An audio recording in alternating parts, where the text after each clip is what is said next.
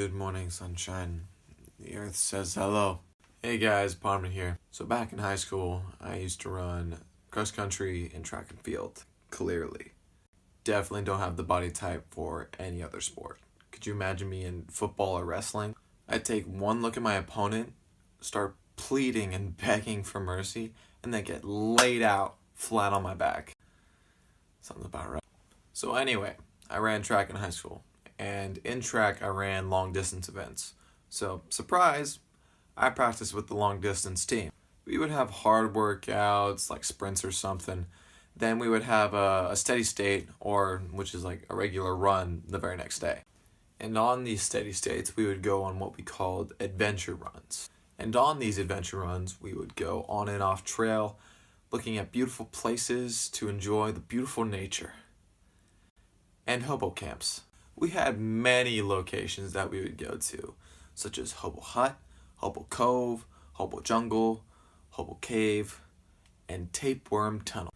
We only went there once. But there were a few locations that didn't have names. Most of them were tunnels or caves that didn't have tapeworms in them. But one practice, one of those tunnels gained its name. That tunnel will forever be known as Tumble Tunnel. By me. Now, it was a regular adventure run. We had run to this tunnel a few times before with no problem. And for a majority of the slippery, smelly trek down this nasty tunnel, everything was fine. I was using my phone's flashlight to light up this giant tube that we were in. And plus, I had to navigate past and over this disgusting water running through this giant tube.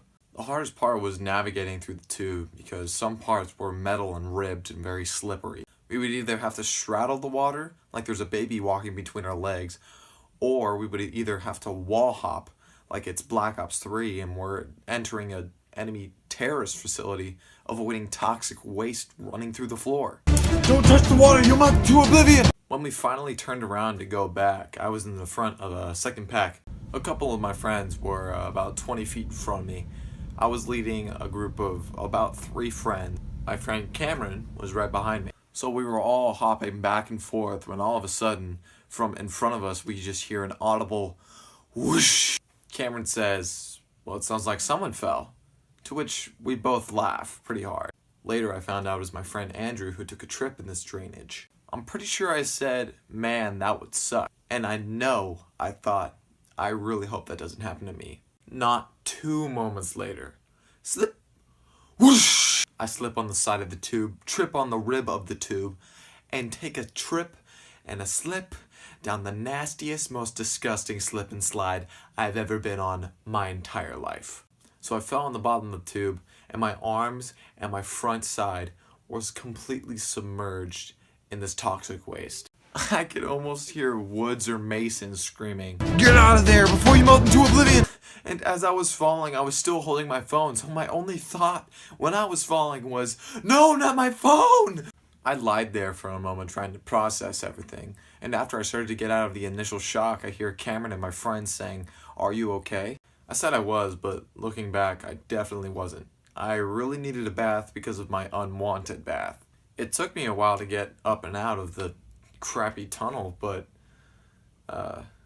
when I did, I did a bit of a damage assessment, per se. I had scraped my fingers and my hip, which wasn't that bad, but my knee. Oh, my knee. I had really hurt my leg knuckle. I had a bleeding bump the size of a paintball on my knee. At this point, I just wanted to sit down to recuperate. So I went and sat down on the concrete barrier just outside of the tunnel. But when I sat down, I felt like a bump or a rock or something, like right on my butt. So I stand up to see what I sat on, but there's nothing there. So I start to feel around in my pants a little bit, and I feel it. But it's not just in my pants. I had a freaking rock in my underwear. How does that even happen? How does that work? Did I swallow a rock, digest it, and then shoot it out of my butt like it's a bullet from a deagle? Like, pow! Because that's what it looked like when it finally fell out of my underwear. Cameron saw it happen and immediately started laughing, which makes sense because it's pretty funny. rock in the underwear. So after a limp-filled run back to the parking lot and a relaxing car ride home, I finally took a shower. I cleaned off that toxic waste, which surprisingly didn't melt me into oblivion. But nonetheless, it made me a very, very dirty boy. You know how I said that I got a rock in my underwear? That wasn't the end of it. Because when I took off my clothes to go into the shower, I looked down and you want to know what I saw? I saw my batteries covered in about 30 to 40 specks of dirt and pebbles. I had to take a double take because I was genuinely confused. I mean, how does that happen? I mean, I could see it getting into my shirt, or I could even see one rock getting into my drawers, but all that dirt and pebbles? It was the dirtiest I've ever seen my family jewels in my entire life. And that's saying something, because I've gone to the beach and I've wet myself multiple times, but that's not important. It looked like 2 snowballs rolled through dirt and didn't shave for a year. So I washed myself, I cleaned up I cleaned up my wounds, and I did have a limp for a few days after that. Looked like I walked with a peg leg. Well, in the end, I learned not to run in a sewage tunnel and then fall in the water.